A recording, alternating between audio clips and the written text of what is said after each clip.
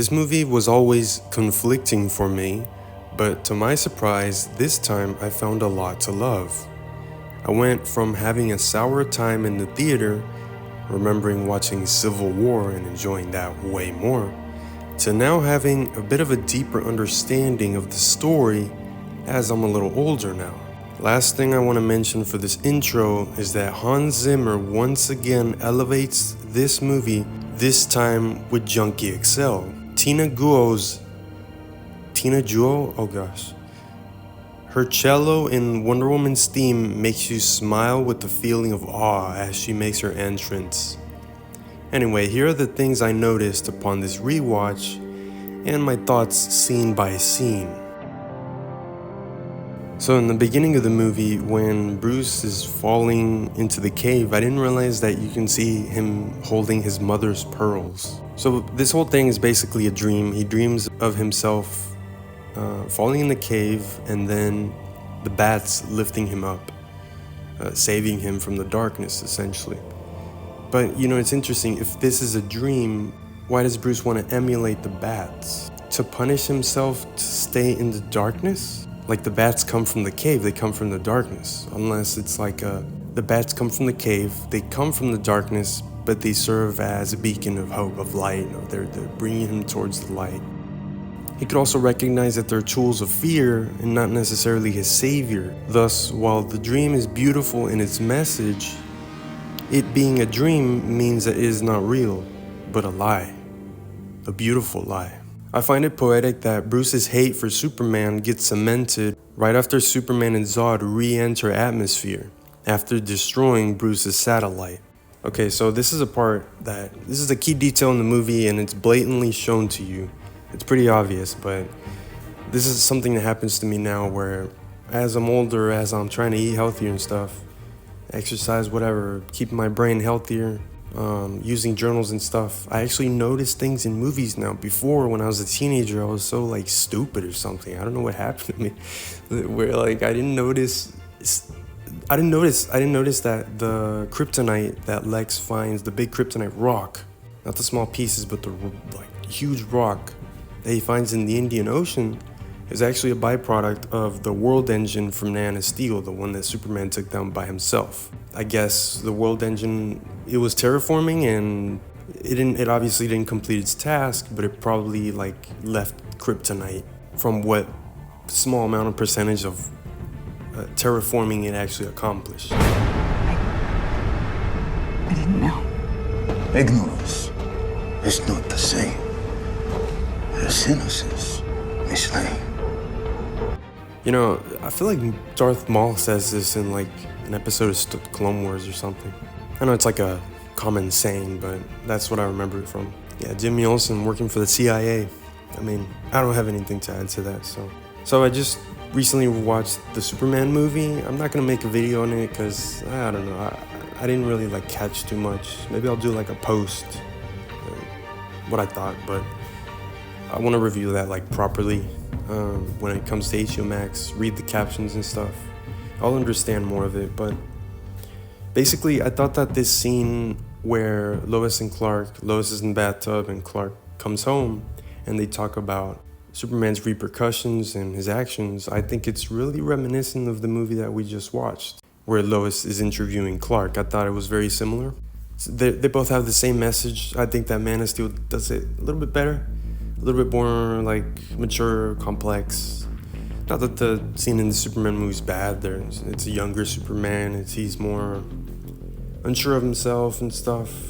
I mean, they're both unsure of themselves, but I guess the one in the movie is a bit more like Peter Parker-esque, where he's a bit more simplified. He's like, no, I wasn't representing anyone. I was representing good, and you know, his way of speaking is very simplified compared to Henry Cavill's Superman. So basically, the criminal that Batman interrogates, the first criminal that he brands, probably not the first in the lore in the universe, but the first one that we see branded in the movie, he basically didn't have any information and he later gets killed. It's something that gets explained in Ultimate Edition further, but I'll leave that for that video.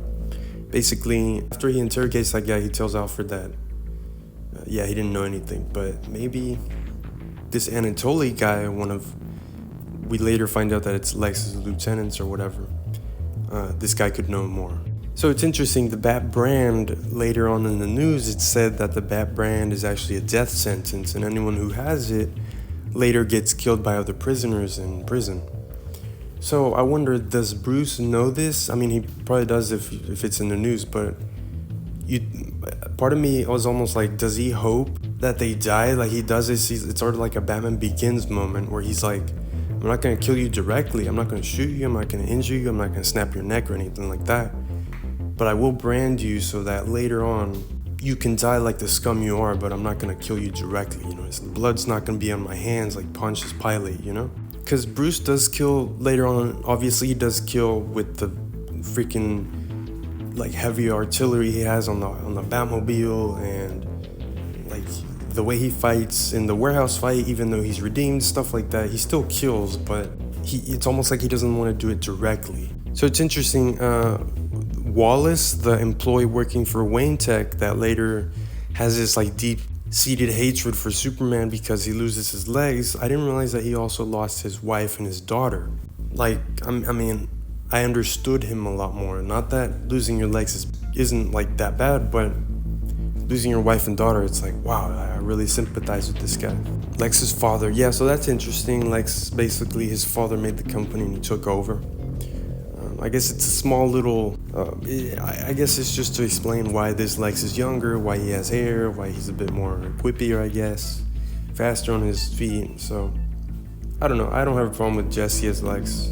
He does a fantastic job acting-wise, and I mean, would I have wanted a different actor? Sure, a bit more imposing, a bit more adult, I guess, a bit more mature. But, I mean, I was excited at the end of Justice League when we saw like him and Deathstroke, and I was like, dang, yeah, Justice, what is it called, League of Doom or something? Oh, we were gonna see that. That was so exciting, so I didn't mind. So when Bruce visits his parents' grave, you can hear the terraforming theme. I'll get to that a little bit later, but in the dream, the bats aid him. They lift him out of the darkness, right? In the nightmare, they want to consume him, like literally starts to eat Bruce, consume him, like bite him and stuff. So I wonder if in the nightmare, in the beginning he calls the dream the beautiful lie, which I think that's basically why he became Batman. The dream of the bats lifting him out of the darkness. That's basically why he became Batman. Here in this movie, he's a bit more, he's obviously broken and he's questioning everything and even his own philosophy of why he became Batman. So the nightmare is his ideology now. The bats are not his allies, they're actually feeding on him, and they're the very reason why his parents died. Maybe he's becoming worse than what he thought he could do for Gotham. Like the bat persona is consuming him. He's becoming what he fought against. He initially became Batman to prevent another event like Thomas and Martha Wayne's death, but now maybe his crusade is actually causing it, and that is signified through the bleeding of the grave, and obviously the bat like sprouting out of that. So now you hear the terraforming sound effect, which signifies that maybe he blames Superman and the Kryptonians for this rift in his personality and his ideology as Batman. So is Robin in this movie just pure fan service, or is it basically just to like explain why this Batman is more broken down? It's a simple like shot, and it's like, this is why this Batman is the way that he is. We don't need like a backstory, we don't need an actor for Robin. Simple shot, works, ha ha ha. You understand it. Joker killed Robin. And later we see Wayne Manor actually like burnt in the background, and Bruce actually lives in this like portable like house. So it's interesting what happened there. Did Two-Face burn his house down? Did Joker burn his house down? It's pretty interesting to speculate. Which later I think in Justice League, don't they renovate it again? Unless that's a different area. I think that Gal Gadot in this movie is perfect. Like there's so much humor. There's that like subtle humor back from Man of Steel, like her rolling her eyes when Lex is talking about Zeus, like her literally waiting for Bruce in the hallway so that she could show him up, like, I stole your drive, you know. So Superman saves this like girl from a fire, at a Day of the Dead. I'm gonna look up what the significance is. Recording, I'm gonna look that up, and then I'm gonna have to record what the connection is there, because I think there's a connection there. You know, how did Lex even get a hold of these like metahuman files? Like, I guess he's so obsessed with metahumans that he just wants to eradicate them all, right? And he just collects all these files. Obviously, the photo of Wonder Woman, where Wonder Woman literally sought out his file, went to his party and everything just to get that picture. I guess it's special because Steve dies later on, but it's pretty cool, like, reason. So did Bruce actually dream that sequence of that, like the nightmare sequence? I know he obviously saw when Flash visited him because he was there, he was awake. It's not just a dream, unless it's interpreted as a dream, but Bruce, it's like a vision where Bruce knows that Flash visited him, but did he also see the nightmare? I think the nightmare could also be just for the audience. It's not, like, Bruce didn't see that. It's also pretty funny because usually he sees bats in his dreams, bats eating him, bats saving him. And now all of a sudden he sees like a red Power Ranger telling him that he's right. It's like, wait, what? I would think it was an angel or something. I mean, maybe it even cements Bruce's ideology. I mean, obviously it does, right? He later goes on to prepare for Superman's fight. 20 years in Gotham, Alfred. We've seen what promises are worth. How many good guys are left? How many stayed that way? Wow, is this like Harvey Dent? Is that what he's talking about? Maybe Nightwing betraying him? Maybe. That's crazy.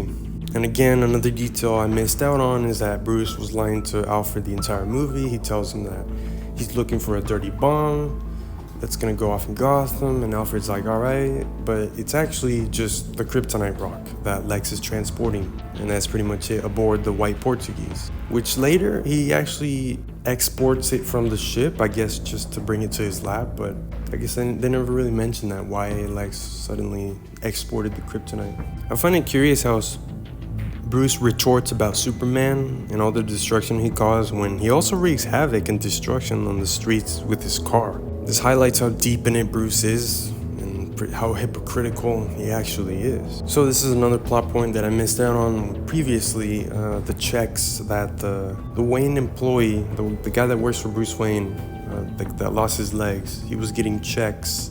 He was supposed to get checks from Bruce Wayne as compensation or whatever. Bruce was funding it, and he was supposed to get these checks in the mail, but he never got them. It turns out that Lex Luthor intervened and like wrote those like nasty like messages and sent them back to Bruce, like, you let your family die and stuff. But it's interesting because I get that he's all angered and stuff, and he doesn't interpret that as like, he interprets that as like Superman doing that. But it's kind of funny to imagine Superman stealing checks and then writing those messages and sending them back to Bruce. I mean, that's obviously how he sees it, but it's just a funny image. So the Kryptonian ship that Lex later enters, the AI in the ship tells Lex that Doomsday is an abomination, a Kryptonian abomination that the Council deemed to never create before. So does that mean that Doomsday was created before? I mean, in the comics, doesn't he actually come from Krypton in like this like containment suit? So I interpret the Jonathan Kent scene as like a story that he told Clark before, and Clark is just sort of remembering it. You know, he's out here in these mountains, he needs some space to think, and he's just remembering that. You know how when you're like in your routine day to day and you don't remember stuff, but when you go to like the mountains or in nature by yourself without your phone, you start to remember stuff, you start to think. It's very therapeutic. So I imagine that's what is happening to Clark here. And he remembers that he needs to put his faith on the one person that can help him. Not that Martha can't help him, but Lois is the one that has been there with him and can still be there for him. You know, Martha has her farm to tend to, she's got her house, but Lois can be there with him every step of the way as Superman, as Clark Kent, and he needs to put his faith in her. And I thought that was really beautiful. Another detail I found out about this movie is that Bruce mentions the first generation of Waynes were hunters. They had to sell pelts to the French. They basically hunted animals. So it's more justification to kill Superman. It's like, I'm this hunter, I'm this, you know, just like my ancestors. I gotta hunt this alien, you know, to survive. It's my legacy. It's like criminals, they escape. I stop them, they get out. It's like there's no end to them. Or you kill them and then they're like weeds. They keep coming up. But if I kill this guy, that's it. There's no more Kryptonians. It's funny when he talks about legacy. It reminds me of Batman in Arkham City. This Batman who's a bit more heroic. He's not beaten down. And Mayor Quincy Sharp in that game, where Quincy Sharp created this. He basically, throughout the games, he always wanted a plan to basically eradicate the criminals. He sees them as scum, irredeemable scum, and he has to kill them. He has to kill them all. So Arkham City is like his legacy. He's like, yeah, well, now we have a way to kill all these criminals all at once. We put them all in this prison and we kill them all. And Batman later says, enjoy your legacy. So it's like, that's what came up in my mind when I heard Bruce sort of justifying why he wants to kill Superman. It's like, yeah, right. Enjoy your legacy. It's funny when Bruce sends Diana like the encrypted file. Sorry, the decrypted file. He's like, he puts a message saying boys share too. It's basically a callback to the previous scene where one woman was like, you know what they say about little boys, they don't share. They're selfish. So she was willing to share the drive with him. She didn't think that he would share it with her. But he did. He does decrypt it. She couldn't decrypt it, but he could, and then he sends it back to her. So Silas, he calls this subject, or like the mother box, I think, 61882. Is that a reference to something? Also, how did Silas get the mother box? I guess we're gonna get this explanation in Justice League. So the big fight, I do think that this fight, how it was instigated, is pretty weak. Like, Clark knows that his mother's life is on the line, and he knows that Lex wants him to kill Batman. So why push him through a building? That definitely won't calm him down. I think it would have been better if Bruce uses a gas grenade before Superman pushes him. Superman regains, and then he pushes him through a building. After realizing, oh shoot, this guy can actually kill me. It's not about saving Martha, or about convincing this guy, but pure survival. So while I do think the fight is very brutal in its execution, like, dang, Superman, the faces that they make, Batman, like, these are our heroes, and what are they doing to them? But I think it definitely portrays anger very well, like what it does someone, what it causes someone to do, what it causes people to do to each other. Now, for the Martha moment, this is gonna sound weird, but I think it's absolutely a beautiful way to end the fight. Is it weird that Superman says it like that? Sure. You have to save Martha Kent, or even a Martha, as he's like struggling under Batman's boot, would have been better. So basically, I think it's beautiful because it's like Batman's Darth Vader / Anakin Skywalker moment. He's starting to realize he's becoming what he fought against. And then afterwards, he feels anger again, but it's more logical. It's more like oh, what am I doing? Oh, no, I can't do this. It's almost like Hayden Christensen, whenever he like became Anakin and killed everyone pretty much. And the Emperor is like, you're my minion, I have you now. And then Anakin's just like, what have I done? It's the best acting of regret I've seen. It's so good. But yeah, Bruce is like, how could I let this happen?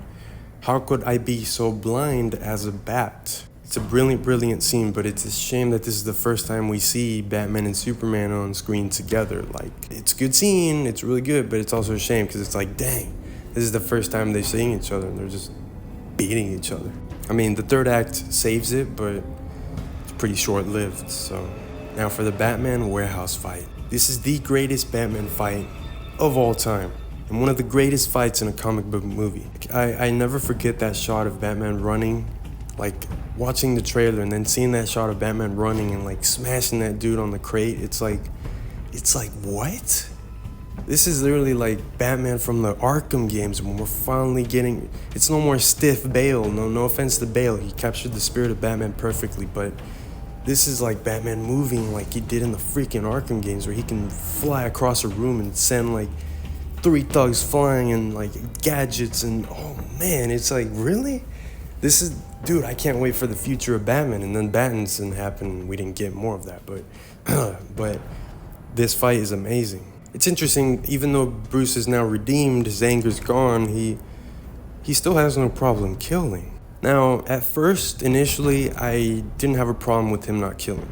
I know it's a rule for the character, but like even in the Arkham games he kills, I don't care if it says they're unconscious in the detective mode, they're dead. They're freaking dead, alright? But I get it, and I would definitely much prefer if he did not kill.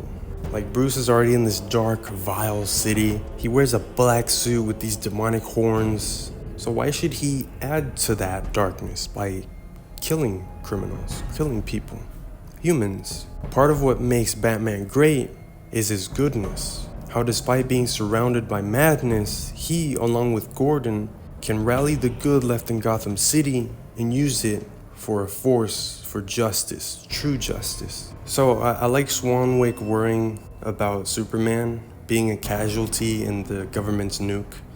Goes back to Man of Steel when he hadn't completely accepted Superman. He was like, yeah, they're calling, one of his like men was like, yeah, they're calling him Superman. He was like, Superman? Excuse me? Like, what? He's got a name now? Almost like jealousy, bro. Like, yeah, no one calls you Martian Manhunter. Yeah, you gotta earn it. So is Zod's mind somewhere in Doomsday? Like, he stared at the statue for a little while. Like, there's almost an ounce of intelligence within him. I'm not sure, but it did seem like Zod was inside of him and he was still there, like conscious somehow. Like they basically brought him back to life. But he can't speak, obviously. It is quite sad that Superman had to kill the last Kryptonian twice, basically. He killed Zod in the first movie, and now he had to kill Doomsday. Also, when Doomsday kills Superman, his like pointy arm stabbing Superman, is that a reference to when Zod killed Jor-El? So during the movie, Superman has this talk with Lois. He's like, hope mattered in my world, but my world doesn't exist anymore. And then, you know, I never got the last scene when Superman sacrifices himself. I didn't understand it, but now rewatching the movie, reading all the subtitles, all the captions, really trying to understand the story, and watching Man of Steel beforehand and reviewing that movie, I now have a complete picture. And when Superman sacrifices himself, before he sacrifices himself, he tells Lois, this is my world. He's accepting that, yeah, this is my world. These are my people. And I wonder if it was almost like Superman is this being who like inspires so many. I wonder if Batman's redemption, like he saw this man who was willing to kill him and he was so brutal and he was branding these people, but he's realized that he's actually a hero. He saved his mother. I wonder if in a way Superman was inspired by Batman. Like, no, there is good in this world. People can change. So he accepts that this is my world. And then with the talk with Pa Kent on the mountain, or technically Clark remembering that talk that they had, and now he realizes, well, Pa had Martha. Martha was what kept him going. Well, I have Lois. She is my world. She is what keeps me going in this world. And that's what he tells her. And that gives him conviction to sacrifice himself. And it's so beautiful. And I didn't pick up on those moments before. And now that I did, it's like when Superman grabs a spear, he like launches himself. And throughout the whole movie, you see Lois as like very, like in Man of Steel as well. She's very empathetic. She's there with him throughout the entire way, no matter what. And that's just beautiful. And growing up, I think we all struggle with loneliness, and I'm now going through that phase of like loneliness, of like growing up and you're leaving your mom, you're leaving your family. You gotta start becoming independent, and I'm valuing these moments more. So this time Superman's death definitely made me like tear up a bit more, which it never happened before. So I want to take a moment to discuss the cast. Everyone does a stellar job. People like to call out Gal for being a bad actress or whatever, but I think she nailed the mystique of Wonder Woman in this movie. Her scenes with Bruce were very charming, not just here, but throughout the DCEU as well. We were so close. We were so freaking close to Wonder Bat, and we didn't get it. You know, like the smile she makes during the battle when she's fighting Doomsday, like just reveling in it. That's so Wonder Woman. Like, what? Henry Cavill, he gives a very sincere, thoughtful, and melancholic performance here as Clark/Superman. In The Dark Knight Returns, Clark takes a more authoritative approach, telling Bruce to stand down, working for the government. While here, Clark acts as the emotional punching bag, both literally and figuratively. Lois and Martha acting as the emotional compasses for him. Ben Affleck as Batman is fantastic casting. He's my favorite Batman and Bruce Wayne. We were also so close to getting The Batman movie with the fight with Deathstroke, Y'all that thought Battinson was good, like that movie, nah, you guys don't know what you missed out on. Dang. For Jesse Eisenberg's Lex, I think he's brilliant the way that they portrayed him. As a villain, I mean. He's not a bad Lex version. He definitely is more like a Riddler type.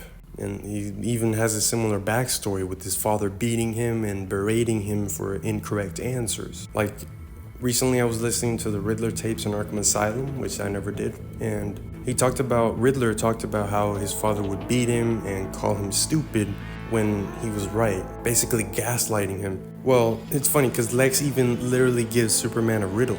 All he had to say was, riddle me this, Superman, in that. I'm not a voice actor. He also tricks Batman, but he's too angry to see it. You know, that is one thing that Batman in this movie isn't really that much of a detective. He obviously finds out about the white Portuguese and stuff. But I don't know, I feel like they could have gone a little bit harder with that. But Bruce was angry. It's normal to be like clouded, to be blind as a bat when you're angry. So ultimately, BvS is a fantastic movie. I know that's weird to say. It's almost like, would I have wanted a different Batman and Superman reunion? Absolutely. I want like a heartfelt reunion between both of my favorite heroes, and I don't want them fighting against each other. You can't show your mom that, you know? It's like, hey mom, you want to watch this movie about Batman and Superman? Yeah, sure. And then you just see them beating each other, and she's like, oh my gosh, like what is this? So, but the people behind it did such an immense job crafting the story. And like I said, would I have wanted a different circumstance? Sure. But now I'm looking towards the future. I'm like, you know what? I just watched Corn Sweat's Superman, and I'm like, I can't wait for him to meet his Batman, his Wonder Woman. Like, it's just so cool. Like, I watched that movie and I'm like, oh, the same Superman stuff. But then towards the end, we saw Supergirl, and that got me hyped. I was like, oh yeah, dude, we're getting this universe. We're getting it ready. You know, it's happening. That was like the Nick Fury moment. And man, I just hope we get like the Trinity again. Batman, Superman, Wonder Woman together on screen. Oh, dude, the moment when they're together in this movie, it's freaking amazing. Like, they spoiled it in the trailer, sure, but it felt good. It always feels good, even when I watched it right now, knowing that we're not gonna get more of them. But it just felt so good. It feels so good having these like superhero crossovers and stuff. That's why in the MCU is so successful. So I think I said enough. This was Injustice Josh. I will now watch the Ultimate Edition and do like a comparison of like what is basically missing from the original, so you can watch that and sort of be like, okay, I want to watch the Ultimate now. So yeah, that was it. Bless y'all.